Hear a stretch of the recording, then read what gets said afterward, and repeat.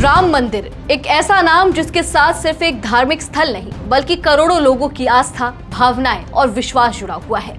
यही वजह है कि जब भी राम मंदिर से जुड़ी कोई खबर सामने आती है तो वह सिर्फ खबर नहीं रहती बल्कि पूरे देश में चर्चा का विषय बन जाती है। लेकिन इस बार चर्चा मंदिर निर्माण, दर्शन व्यवस्था या किसी धार्मिक आयोजन को लेकर नहीं है। इस बार सवाल उन पैसों को लेकर उठ रहे हैं जो श्रद्धालुओं ने भगवान राम के चरणों में अपनी श्रद्धा और विश्वास के रूप में अर्पित किए थे। दावा किया जा रहा है कि राम मंदिर के दान पात्र से करोड़ों रुपए की राशि गायब है। विपक्ष इस मामले को गंभीर बता रहा है, जवाब मांग रहा है और निष्पक्ष जांच की मांग कर रहा है। वहीं दूसरी तरफ मंदिर ट्रस्ट इन आरोपों को खारिज कर रहा है। ऐसे में करोड़ों श्रद्धालुओं के मन में एक ही सवाल उठ रहा है, आखिर सच क्या है। नमस्कार, मैं नंदिनी सोनी और आप देख रहे हैं द हिंदी टॉक। इस पूरी खबर को समझने के लिए सबसे पहले पूरे मामले को शुरुआत से समझते हैं।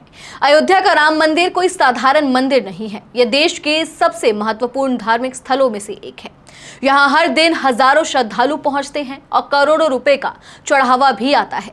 ऐसे में दान राशि का प्रबंधन, उसकी गिनती और उसका रिकॉर्ड बेहद संवेदनशील और महत्वपूर्ण विषय बन जाता है। विवाद उस समय शुरू हुआ जब समाजवादी पार्टी के नेता पूर्व मंत्री पवन पांडे ने आरोप लगाया कि राम मंदिर के दान पात्र से करोड़ों रुपए की राशि गायब है। उन्होंने इस मामले को बेहद गंभीर बताते हुए कहा कि यह सिर्फ चोरी नहीं बल्कि डकैती जैसा मामला है।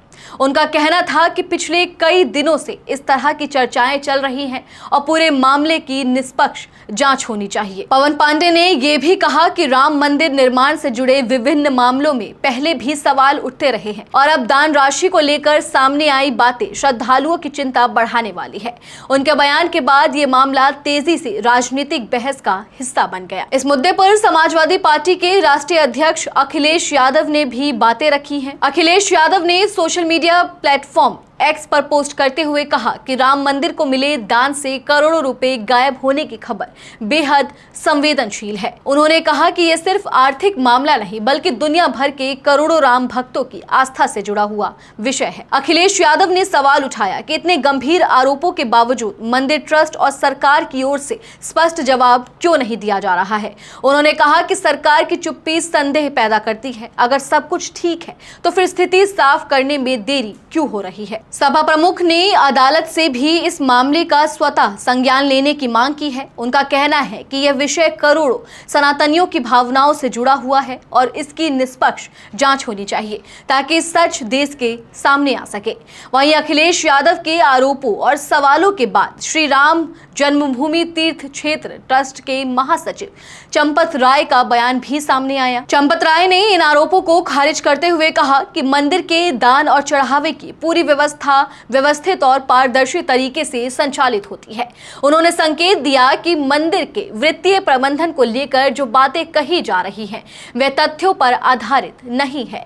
ट्रस्ट का कहना है कि दान राशि के रखरखाव और लेखा जोखा की पूरी प्रक्रिया मौजूद है और किसी तरह की अनियमितता का दावा सही नहीं है। जनों, श्री राम जन्मभूमि तीर्थ क्षेत्र अपने भिन्न भिन्न कार्यों का ऑडिट समय समय पर करता रहता है। हुंडी काउंटिंग कमरे का ऑडिट भी होता है। हुंडी काउंटिंग कमरे का ऑडिट राम जन्मभूमि तीर्थ क्षेत्र के न्यासीगण, कार्यकर्ता और स्टेट बैंक के कर्मचारी मिलकर करते हैं। ये कार्य कई दिनों तक चलता है। यही कार्य आजकल हो रहा है। कोई भी उल्लेखनीय बात किसी के भी ध्यान में अभी तक नहीं आई है। अब इस पूरे मामले में दो अलग अलग दावे सामने आ रहे हैं। एक तरफ विपक्ष है जो कह रहा है कि करोड़ों रुपए गायब होने की चर्चा हो रही है और इसकी जांच होनी चाहिए। दूसरी तरफ मंदिर ट्रस्ट है जो कह रहा है कि आरोप में कोई सच्चाई नहीं है और व्यवस्था पूरी तरह पारदर्शी है। लेकिन यही सबसे बड़ा सवाल खड़ा होता है। अगर हम किसी छोटे मंदिर या स्थानीय धार्मिक संस्था की बात कर रहे होते तो शायद लोग इसे एक सामान्य प्रशासनिक विवाद मान लेते। लेकिन यहाँ बात राम मंदिर की हो रही है, उस मंदिर की जिसके निर्माण को देश की ऐतिहासिक घटना माना गया है। उस मंदिर की जहां सुरक्षा के कई स्तर हैं, आधुनिक निगरानी व्यवस्था है और वित्तीय प्रतिक्रियाओं पर लगातार नजर रखी जाती है। ऐसे में अगर करोड़ों रुपए की राशि गायब होने जैसी बातें सामने आती हैं, तो स्वाभाविक रूप से लोग पूछेंगे कि आखिर ऐसा कैसे संभव है। क्या दान राशि के रिकॉर्ड में कोई गड़बड़ी हुई है क्या ये सिर्फ अफवाह है? क्या वास्तव में कोई रकम गायब हुई है? अगर हुई है तो जिम्मेदार कौन है? और अगर ऐसा कुछ नहीं हुआ तो फिर इस पूरे विवाद पर विस्तार से स्थिति स्पष्ट क्यों नहीं की जा रही? यही वे सवाल है जिनका जवाब श्रद्धालु जानना चाहते हैं, क्योंकि ये सिर्फ पैसों का मामला नहीं है। यह उन करोड़ों लोगों के भरोसों का मामला है जो भगवान नाम के नाम पर दान करते हैं। जब कोई श्रद्धालु मंदिर में चढ़ावा चढ़ाता है तो वह विश्वास करके देता है कि उसकी श्रद्धा सुरक्षित हाथों में है और उसका सही उपयोग होगा। यही वजह है कि यह विवाद लगातार चर्चा में बना हुआ है। एक तरफ अखिलेश यादव सरकार और ट्रस्ट से जवाब मांग रहे हैं, दूसरी तरफ चंपत राय आरोपों को खारिज कर रहे हैं। लेकिन इन दोनों दावों के बीच करोड़ों श्रद्धालु अभी भी सच जानना चाहते हैं। फिलहाल अंतिम सच्चाई क्या है, यह जांच, आधिकारिक रिकॉर्ड और संबंधित पक्षों के विस्तृत स्पष्टीकरण के बाद ही साफ हो पाएगा।